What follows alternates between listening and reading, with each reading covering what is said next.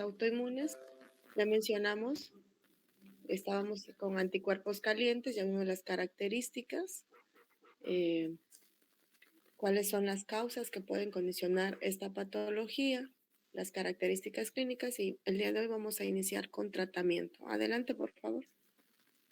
Buenos días, compañeros. Continuando con el tema, ya solamente faltaba el tratamiento. Esta clasificación o esta forma de tratamiento lo saqué del manual AMIR porque se me hizo un poquito más fácil de comprenderlo que como venía en el libro de pregrado.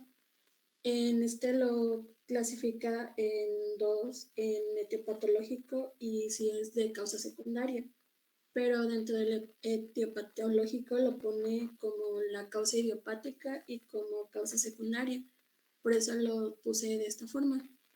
Iniciando con el tratamiento, nos dice en el manual AMIR que si es una anemia muy grave, lo más recomendable de este paciente, si llega nada más con la sintomatología ya de hemólisis muy excesiva, lo más recomendable y lo idóneo es una transfusión inmediata, pero que en esto tenemos que tener mucho cuidado porque como vimos anteriormente que como es una anemia de tipo inmune, pues las inmunoglobulinas y todo el componente de la sangre de el donante pues puede causar que el cuerpo ya de por sí está sensible frente a diferentes inmunoglobulinas, pues esto puede crear, en vez de beneficiarlo, empeorar la situación. Por eso es importante que estemos muy al pendiente y monitoreando casi en cada transfusión los niveles de anticuerpos en el suero del paciente transfundido. En el caso del tratamiento idiopático, bueno, etiológico de índole idiopática, como primera elección tenemos a los glucocorticoides, estos a dosis muy alta y que en la mayoría de los, bueno, el 80% de los casos de carácter idiopático se revierte su efecto, o sea, la hemólisis se revierte hasta en un 80%. Y que si es esta anemia es causada por una enfermedad subyacente, la recuperación es hasta de un 50% de los pacientes. Y dentro de la gran variedad de los glucocorticoides, el de elección es la prednisona. Esta se recomienda ya por estandarecida que es de 1 a 1.5 miligramos por kilogramo de peso al día, esto durante 3 semanas. Y su objetivo principal es, o lo que se pretende durante este lapso de tiempo, es llegar a una hemoglobina de 110 gramos sobre litro, o lo que vendría siendo como 11 gramos sobre decilitro, que es lo que nos había mencionado la doctora, que en las anemias no vamos a poder llegar a los niveles de hemoglobina aptos para cada grupo de pacientes, dependiendo si es hombre o mujer. En este caso, el objetivo principal con esto es llegar a 11 gramos sobre decilitros de hemoglobina. Pero que, no, como les mencioné, no en todos los casos, específicamente idiopáticos, van a responder a este tratamiento. En estos casos que vemos que no hay una respuesta durante la primera semana, se debe de manejar todavía esta dosis durante otras 2 semanas, es decir, completar 3 semanas. Y si vemos que no hay mejoría de esto, entonces seguir con la segunda recomendación o el segundo tratamiento. Pero que si se muestra mejoría durante las 3 semanas que se aplica este medicamento, se va reduciendo la dosis dependiendo, bueno, dosis respuesta. Si vemos que el paciente toma bien una disminución de esta hasta el punto de que ya no la necesite y se mantenga el nivel de hemoglobina en 11 gramos sobre decilitro, entonces pues se remite, es decir, que se quita el tratamiento.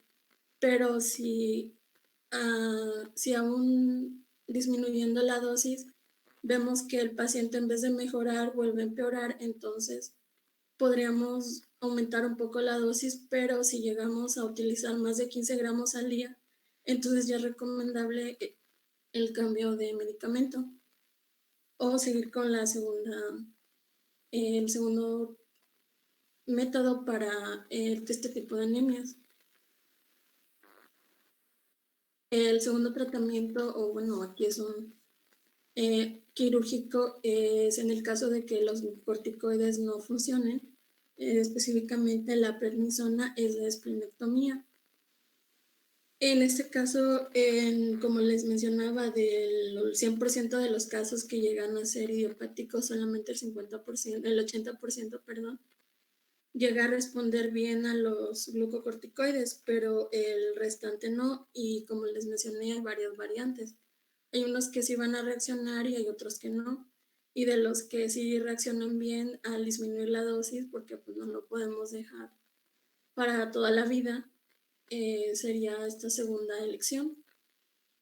Y que en la esplenectomía se ha visto que su eficacia es aproximadamente en 30% de recuperación en los pacientes que su patología es secundaria o subyacente a otra enfermedad, pero que corren también el riesgo de una recaída. En el caso de, siguiendo con la línea idiopática, se recomienda después de esta seguir con la glucocorticoides, es decir, la prednisona a dosis muy baja, es decir, menos de 1 gramo por día. Y en caso de que no haya una respuesta después de la prednisona de las 3 semanas, como les mencioné antes, se recurriría a la rituximab, que este es un anticuerpo monoclonal que también se ha visto que tiene una buena inhibición de pues, este tipo de anemias. Y que la esplenectomía va a tener o se recomienda bajo ciertas circunstancias, que es mejor realizarla entre la edad menores de 65 a 70 años, eso manejaba el libro de pregrado. Y como también vimos, pues más de 6 años de edad, que tampoco tenga comorbilidades y tenga una buena situación basal. Y este tratamiento, bueno, esta cirugía siempre se va a tomar de elección cuando ya se haya pasado un diagnóstico de una anemia de tipo autoinmune por anticuerpos calientes de 6 a 12 meses. Si no tenemos ese tiempo, entonces no es recomendable seguir con la esplenectomía. Entonces, lo que se recomienda si apenas es el nuevo diagnóstico y no funciona la prednisona es la rituximab como segunda elección.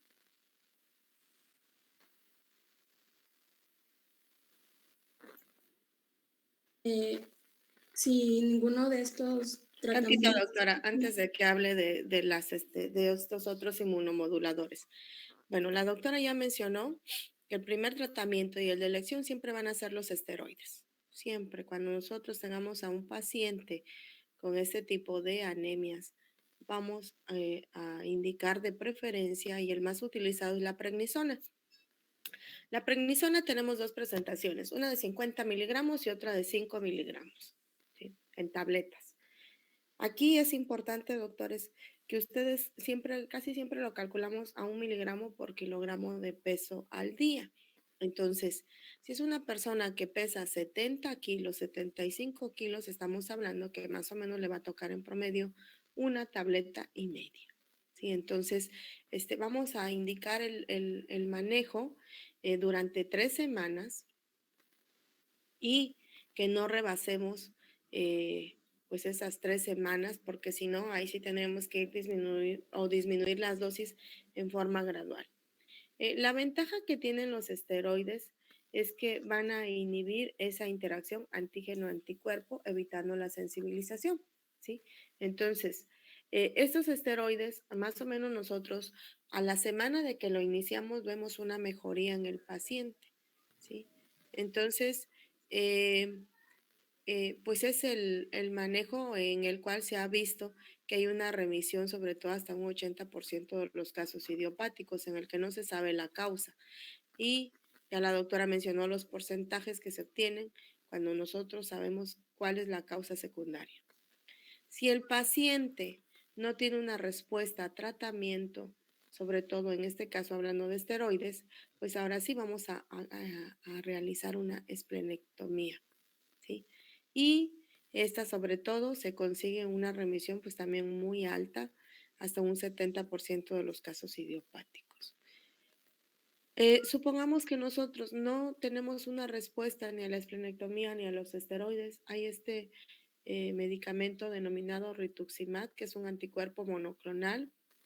Específicamente, lo que va a hacer este rituximab es actuar contra los linfocitos B. ¿Qué es lo que va a conseguir esto?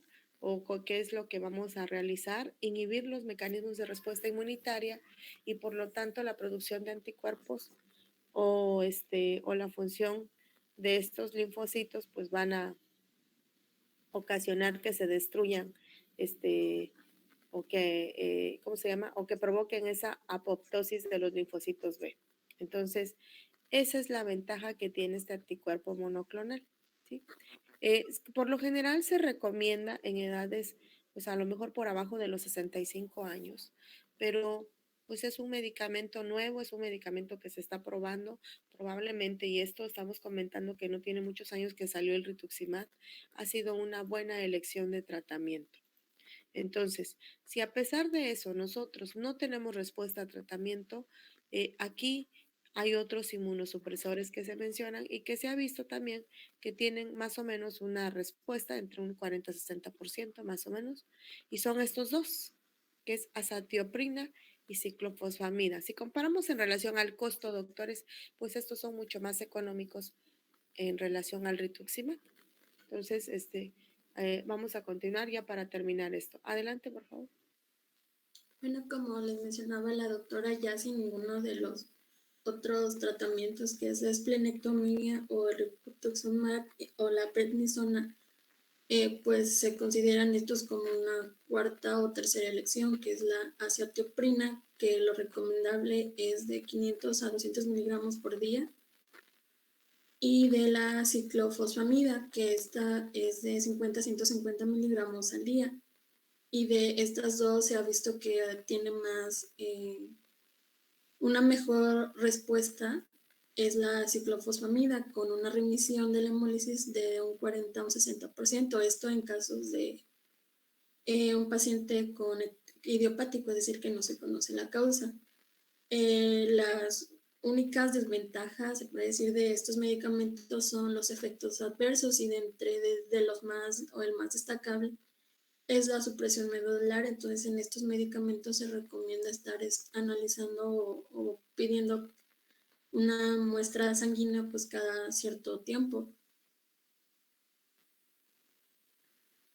Y bueno, aquí este esquema venía en el libro de pregrado, que es un poco más el resumen de los que les acabo de explicar, pero lo quise poner al final para poderles explicar mejor cada uno. Y es lo que les mencionaba, que la primera línea pues son los corticoides, específicamente la prednisona. Y aquí tenemos pues tres opciones, que si no hay una respuesta, como les mencionaba, durante 3 semanas, se pueden tomar 2 vías dependiendo de la edad del paciente y pues de la elección que tome. Una es la esplenectomía o el rituximab. Si con la esplenectomía les mencionaba que en muchos de los casos un 30% aproximadamente requieren que se continúe con el uso de corticoides, o si no responde ya a corticoides, se recomienda el anticuerpo monoclonal, que es el rituximab. Y si después de la esplenectomía no responden ni siquiera con este anticuerpo o el corticoide, pues ya se recomendarían otros inmunosupresores, que son los que les acabamos de enseñar, que es la citoprina o la cicloporina.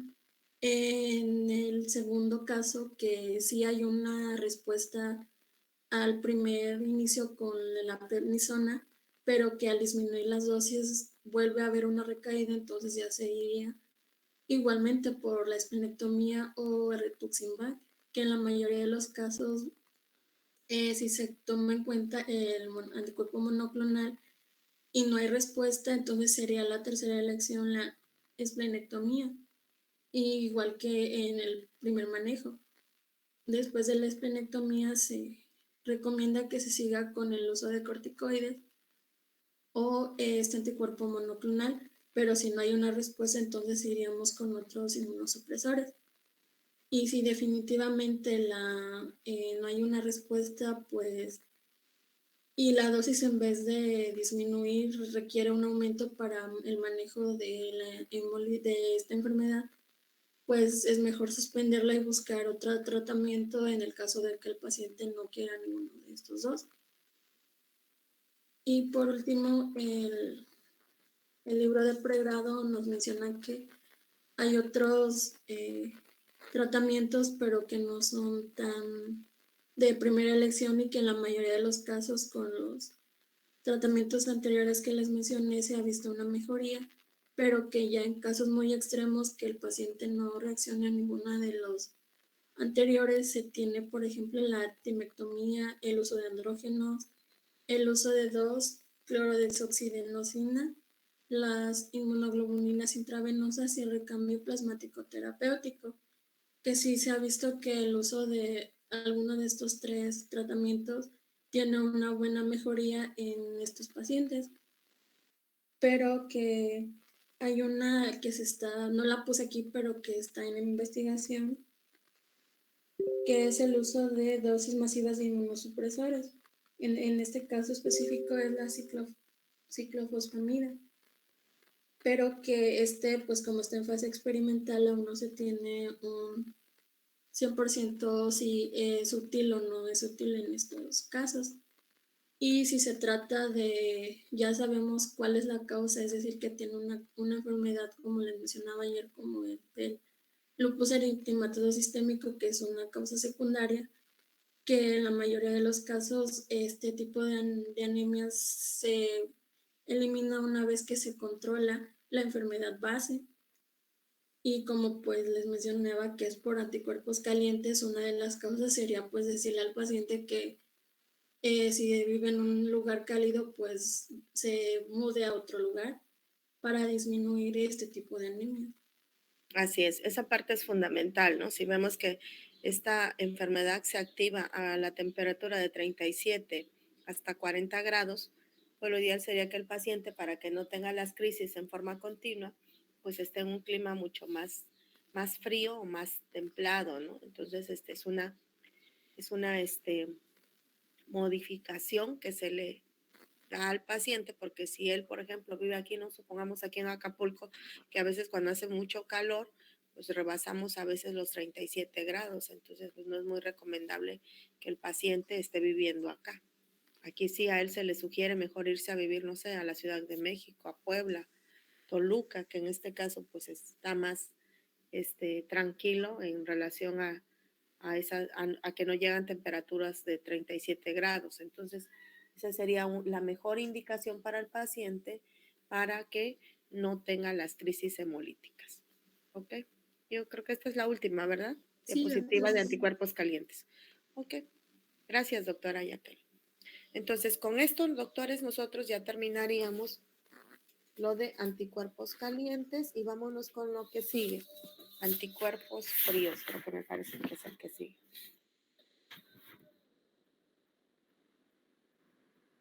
Bueno, vamos a tener la anemia hemolítica autoinmune por anticuerpos fríos o enfermedad por crioaglutininas. Crioaglutininas. Estas de crioaglutininas, aquí está involucrado el sistema del complemento nuevamente. Entonces, la hemólisis que van a producir estas van a ser de tipo intravascular. Adelante, por favor. Bueno, estos anticuerpos van a carecer a temperatura óptima de radiación de 4 grados, que nos va a ayudar a impedir lo que va a ser la aglutación y la hemólisis in vivo.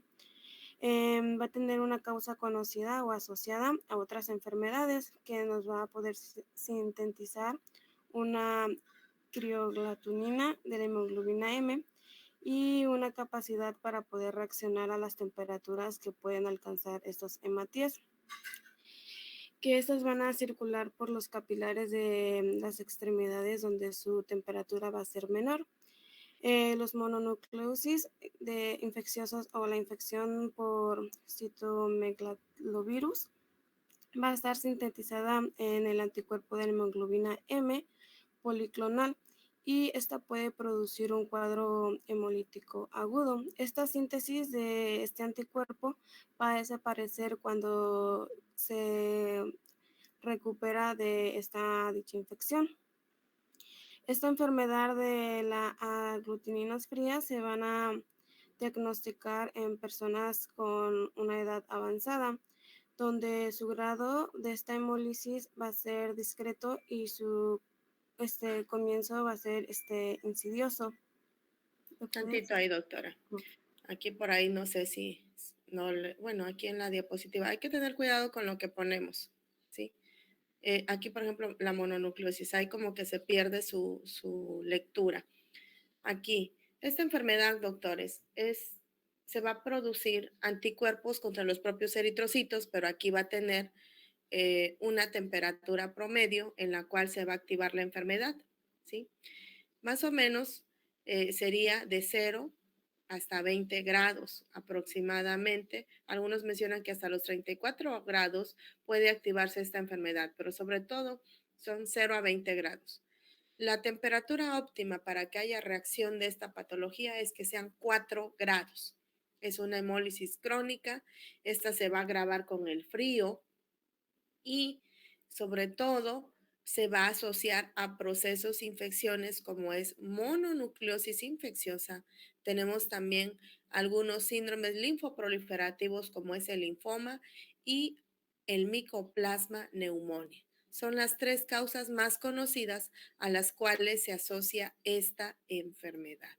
Entonces, estamos viendo aquí, la doctora nos pone el pico promedio en el cual puede presentarse personas de edad avanzada, hay un mayor número de casos diagnosticados en adultos mayores.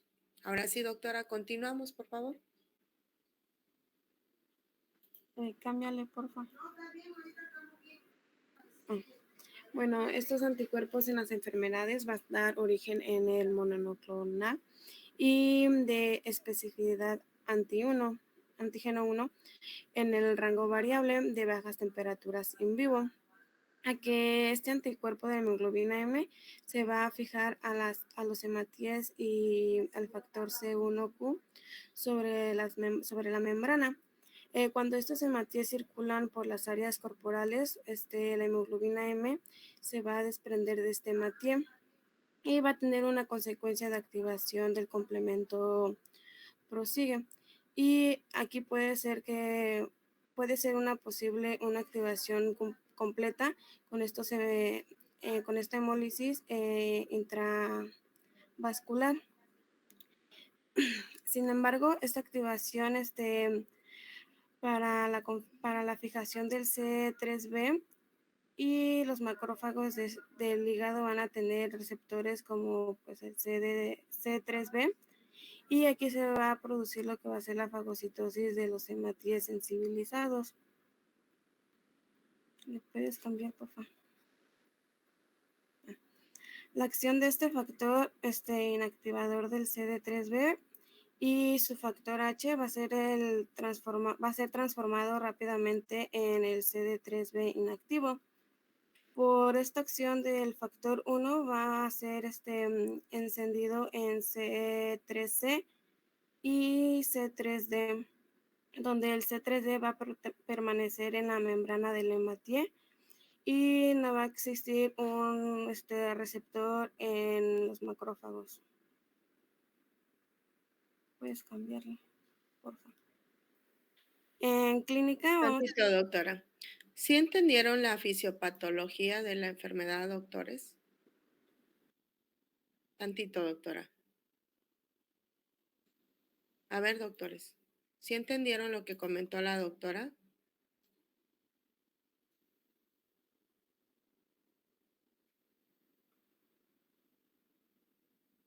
Porque esta parte es importante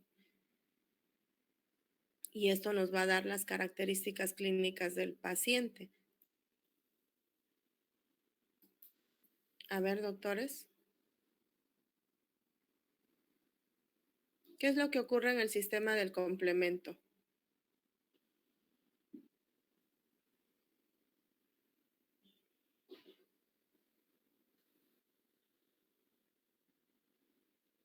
A ver, los escucho.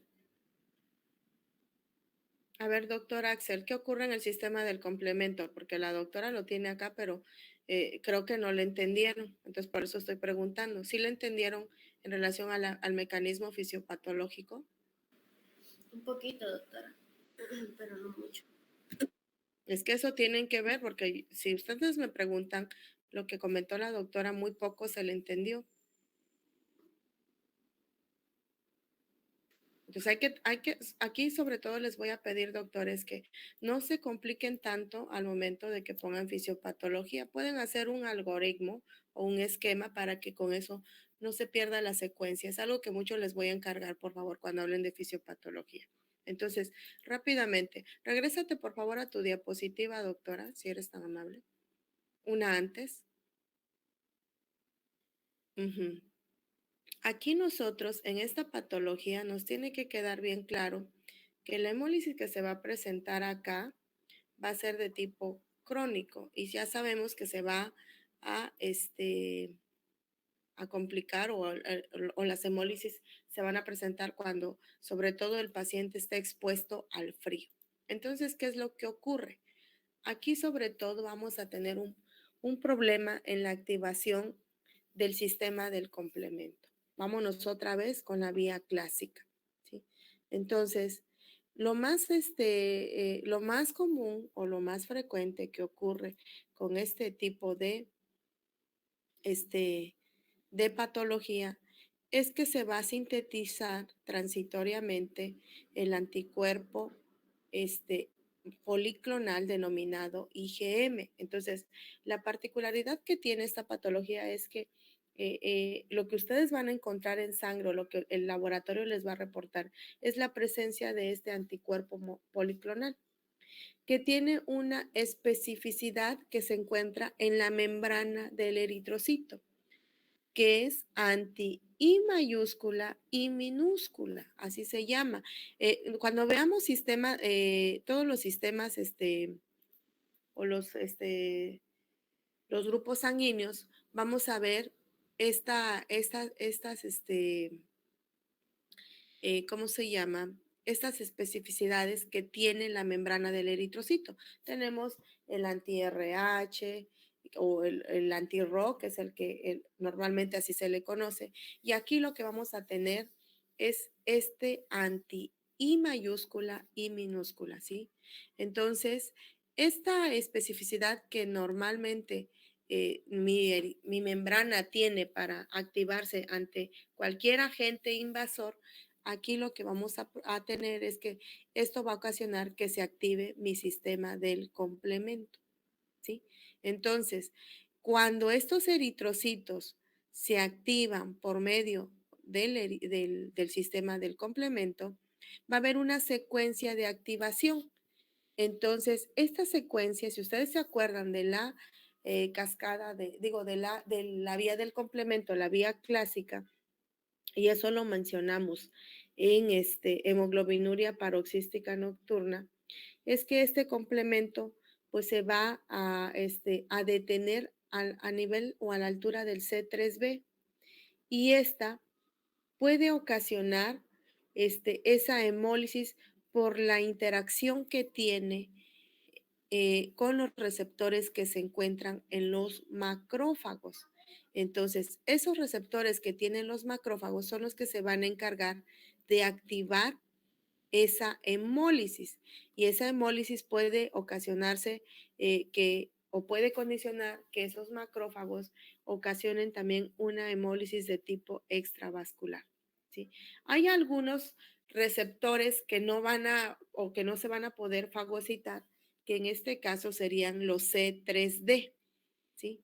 Entonces, el C3B sí va a ocasionar una hemólisis, pero el C3D, que es el que también se encuentra dentro de ese sistema del complemento, esos macrófagos pues no los van a poder fagocitar y son los que van a condicionar o van a realizar esa protección que requieren los eritrocitos para que se fijen también algunos anticuerpos y también sea como una protección para este sistema del complemento. Entonces, el problema específicamente lo tengo a la altura de C3b, en esa división que viene de mi vía del complemento o esa vía clásica.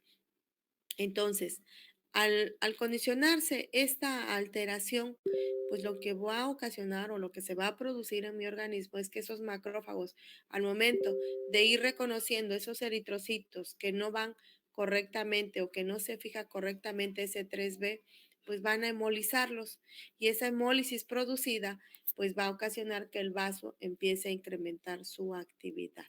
Entonces, vamos a tener dos hemólisis que se van a presentar en esta patología, una intravascular y una extravascular. Entonces, cuando se activa la vía intravascular es porque hay una activación completa del sistema del complemento. Quiere decir que no solamente se afectó el C3, sino también C5, si nos vamos a la secuencia que sigue, ¿no? Entonces, aquí puedo tener datos clínicos de una hemoglobinuria, puedo tener datos clínicos de una esplenomegalia. Entonces, esa fijación se puede producir de distintas formas, que es lo que tiene aquí la doctora en su diapositiva, ¿sí? Entonces, una de esas es que se va a activar el C3b y que esa fijación que tiene hacia el 3b no lo va a hacer en forma correcta. Entonces, la otra es que se active el C5b o C5a, que ustedes se acuerdan, esos nos van a ayudar para procesos o son proinflamatorios. Y el C3d, que es otra división que tiene esa vía del complemento, es que estas le van a conferir esa protección a los eritrocitos. Entonces, cuando se producen este mecanismo fisiopatológico sobre todo, pues nos va a ayudar a entender el por qué el paciente tiene las características clínicas tanto de una hemólisis intravascular como de una hemólisis extravascular. Casi siempre en los procesos agudos ustedes van a tener una hemólisis intravascular y en los procesos crónicos ustedes van a tener una hemólisis extravascular. No sé si me doy a entender con esto, doctores, qué es lo que tiene la doctora aquí en esta diapositiva. Sí, doctora. ¿Sí? ¿Dudas o preguntas? Porque no quiero que quede dudas en relación a este tipo de patología. ¿No? Bueno, ahora sí, adelante, doctora. Vámonos con las características clínicas que vamos a encontrar en esta enfermedad. Adelante. Bueno, su exposición al frío va a causar lo que va a ser la crisis hemolítica intravascular aguda con hemoglobinuria, que esta va a ser lo cual se va a mostrar en lo que tenemos en la imagen, que va a ser en la tinción de Peirce, el sedimento de orina. En estas partes expuestas que están teñidas de color azulada y van a presentar dolor, va a ser conocida como acrocionosis, que esta va a ser causada por la agregación de los hematomas en los vasos superficiales.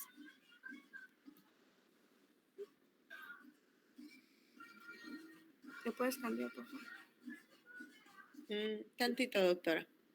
Bueno, los datos clínicos. Si estoy hablando de dos tipos de hemólisis, pues podemos tener datos de una hemosiderinuria, una hemoglobinuria, pero algo que yo voy a detectar clínicamente es la acrocianosis. ¿Qué quiere decir? Los dedos van a estar como si estuvieran azulados, ¿no? Cianóticos. Entonces, solo es en la parte distal, tanto dedos de las manos o de los pies. Entonces, aquí es una característica que yo voy a encontrar. ¿Puede haber ictericia? Sí. ¿Puede haber esplenomegalia? Sí. Puedo encontrarlo en ocasiones. Hay pacientes que ustedes van a ver que ni siquiera van a tener ¿cómo se llama? que ni siquiera van a tener datos muy francos de ictericia. Entonces, aquí nosotros como médicos tendríamos que recordar, doctores, que pues nuestros pacientes, el cuadro clínico puede ser muy variable, dependiendo del proceso de la enfermedad. Entonces, algo muy significativo van a ser la acrocianosis. Más adelante vamos a hablar de un fenómeno, creo que ya comentamos el fenómeno de Raynaud, si no más adelante lo vamos a ver también. Entonces aquí no es un fenómeno de Raynaud, es una coloración azulada que tienen los dedos de las manos, ¿ok? O de los pies. Adelante.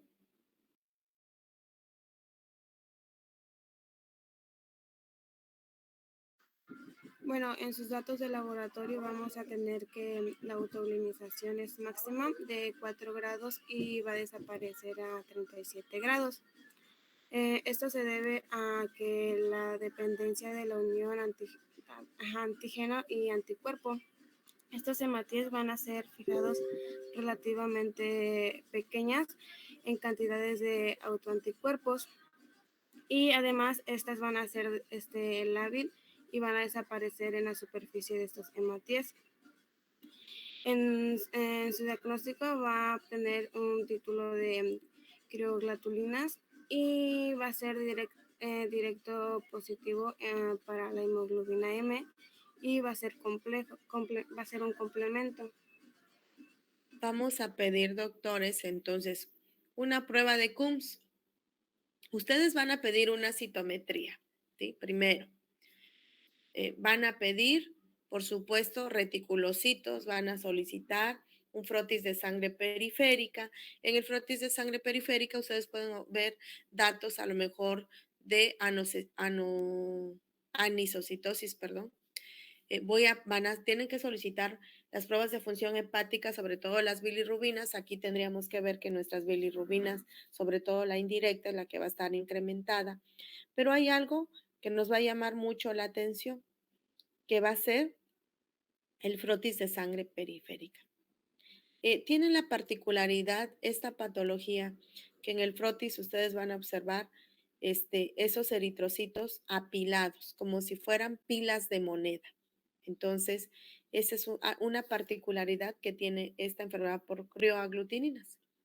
Entonces, ya tengo yo mis características clínicas, mis características de laboratorio, pues con eso yo ya tengo la sospecha de que probablemente mi paciente tiene una enfermedad por crioaglutininas o anticuerpos fríos. Y al solicitar la prueba de Coombs, la prueba directa va a ser positiva para IgM y también va a ser positivo para el sistema del complemento. Si yo ya quiero ser más específica, tendría que pedir la valoración de C3, ¿sí? Hay otros estudios que pueden pedirse, como es la velocidad de sedimentación globular, el cual me está indicando que hay un proceso inflamatorio, ¿no? Entonces, va a estar aumentado. Normalmente este es un estudio que se solicita mucho para pacientes con problemas de tipo reumatológico, la velocidad de sedimentación. Entonces aquí esta pues puede estar al doble, al triple de lo normal. Lo normal es hasta 10, se mide por milímetros por hora.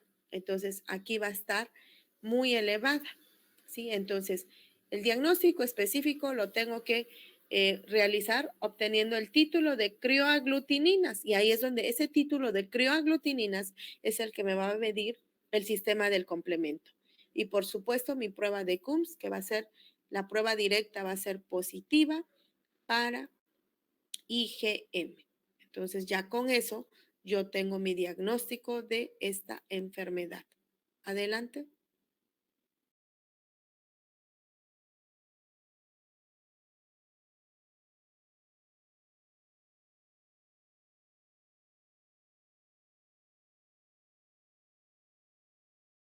Adelante, doctora. Perdón, doctora.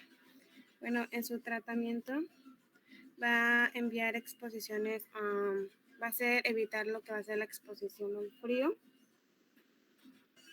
en una mediada profilaxia básica Y vamos a tener que también va con hemoglobinas intravenosas y el recambio plasmático terapéutico. Y para mejorar esta hemólisis por disminución del sistema de la síntesis de crioglutamina, que esta tiene el valor con los pacientes con hemólisis grave. Vamos a tener aquí que los esteroides y la esplenectomía van a ser ineficaces. ¿Lo puedes cambiar, por favor? Bueno, en la hemoglobinuria, tantito, doctora. La medida sobre todo y que algo que tienen que recordar, así como anticuerpos calientes. Por anticuerpos fríos, el paciente tiene que evitar la exposición al frío. Eso es la mejor solución porque si el paciente sigue en contacto con un clima pues muy frío, pues aquí a nuestro paciente, pues lo que tenemos que darle nada más es cambiar su lugar de residencia. Tratar la enfermedad de base, ¿cuál es la condición? Si estoy viendo que es un proceso bacteriano o una enfermedad donde ya está establecida, pues aquí tendría que dar ese tratamiento de sostén. Hay algunos inmunomoduladores como es el clorambucil o la ciclofosfamida que pueden ser útiles sobre todo en pacientes que ya tienen casos crónicos o que tienen casos mucho más severos. No sirve aquí hacer una esplenectomía, ¿sí? De hecho, no está indicada ni está indicado el hecho de que el paciente use algún esteroide. Aquí lo más importante es mantener lo más calientito que se pueda al paciente, ¿sí? Que no tenga esos cambios abruptos en donde al contrario, pues si se entra en contacto nuevamente con el frío, pues aquí se va a reactivar la hemólisis. Entonces, hay otras opciones como es la plasmaféresis, que pueden dar un alivio temporal, pero pues eso se hace en medio hospitalario. Y siempre debemos de considerar el hecho de dar algún antibiótico o algún antiviral en el caso de que se asocie a ese tipo de procesos. Y entonces es como se manejan estos pacientes, no es tan, ¿cómo se llama? Todavía se están probando algunos otros tratamientos para esta patología, porque no está determinado todavía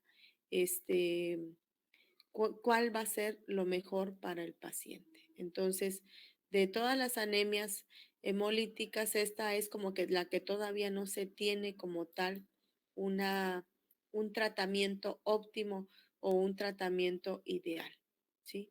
Entonces, se ha probado también el uso de usar rituximab, pero no se ha visto todavía la eficacia que tiene el medicamento en esta patología. Probablemente en unos años salga un nuevo anticuerpo monoclonal que nos ayude a que el paciente pues tenga una mejor calidad de vida y que no tenga tantas crisis, ¿no? Entonces, ahorita el que se está probando es rituximab, pero todavía no se ha visto como tal una mejoría muy significativa si lo comparo yo con la de anticuerpos calientes.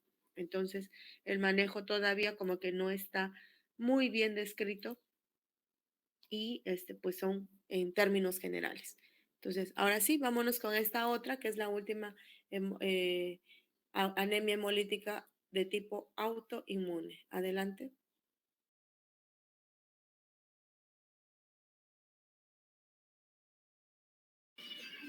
Bueno, en la hemoglobinuria parasística rigore se va a considerar que esta va a estar ligada a la sífilis terciaria, que se va a detectar más en casos en adultos que en hemólisis masiva tras la exposición al frío.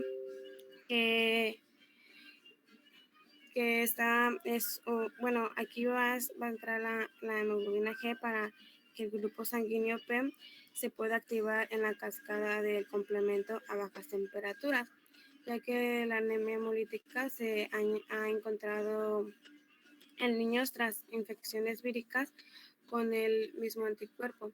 Y eso también va a ser denominado anticuerpo de Donald Lasteiner. Cuando esta se expone al frío, pues su anticuerpo de Donald Lasteiner se va a fijar a los hematíes por capilares y va a iniciar aquí una activación en la vía clásica del complemento. Esta cascada va a llegar al complejo de ataque que va a provocar una hemólisis intravascular rápida y grave.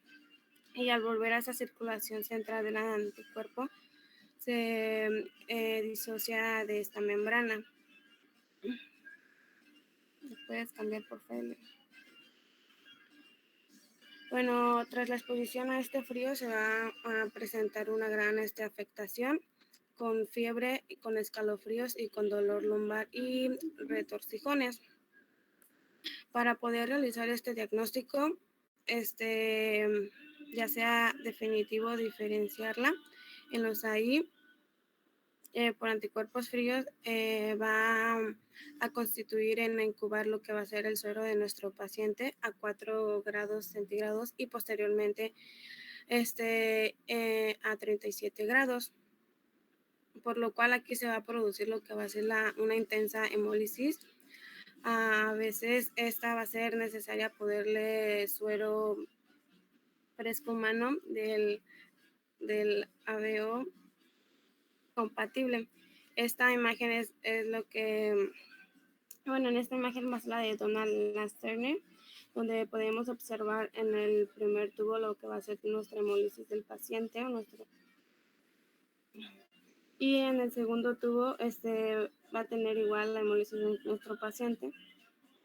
Pero bueno, la primera va a ser enfriada de 4 grados centígrados a 37 y la segunda no va a estar enfriada, y la tercera, en vez de que su suero, en vez del suero de nuestro paciente, vamos a tener el plasma de nuestro paciente. La 4 va a ser igual que la tercera, pero a le vamos a añadir lo que va a ser el suero fresco, que va a ser compatible para poder aportar un complemento. Y ya pues en la última prueba vamos a tener lo que va a ser el control negativo, como su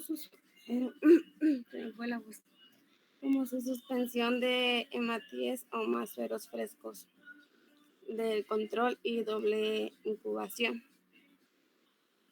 Y ya, sería todo de este tema.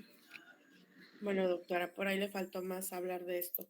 Bueno, la hemoglobinuria paroxística frigore o enfermedad de Donald-Landsteiner, ¿sí? Aquí lo que vamos a tener es una hemólisis de tipo intravascular mediada por la inmunoglobulina G, y esta va a actuar otra vez a nivel de la membrana del eritrocito contra el sistema P que se encuentra en ese eritrocito, ¿sí? Entonces, la inmunoglobulina G se va a fijar a los eritrocitos más o menos a una temperatura entre 0 a 20 grados. Entonces, y los va a alisar cuando el paciente tenga una temperatura corporal de 37 grados. ¿Qué pasó, doctor Axel? Levantó la mano. No sé qué pregunta tenga, pero bueno, continuamos. Entonces, esta patología se asocia sobre todo, dijo la doctora, a sífilis, pero no primaria ni secundaria, es una sífilis de tipo terciario. Pero no es la única enfermedad a la cual se va a asociar. También se va a asociar a algunos procesos virales como es la rubiola y el sarampión, ¿sí? Entonces, también aquí vamos a tener un problema a nivel del sistema del complemento, ¿sí? Entonces, esta activación del sistema del complemento va a ocasionar que el paciente tenga una hemólisis de tipo intravascular, ¿sí? Entonces, el diagnóstico, por supuesto, tendríamos que pedir esa prueba de Coombs, pedir algunos otros estudios, como son algunas creomolicinas, ¿cómo se llama? pruebas de autoaglutinación, pero bueno, eso ya sería, este en sí sería un diagnóstico de exclusión. Una particularidad que tiene esta enfermedad, doctores, es las características clínicas. Este paciente va a tener fenómeno de Raynaud. ¿Y en qué consiste el fenómeno de Raynaud? Los dedos se vuelven blancos, posteriormente se van a volver azules y al último se vuelven rojos. Entonces mañana voy a retomar esto, me pasé ya un minuto. Nos vemos el día de mañana. Mañana seguimos. Gracias.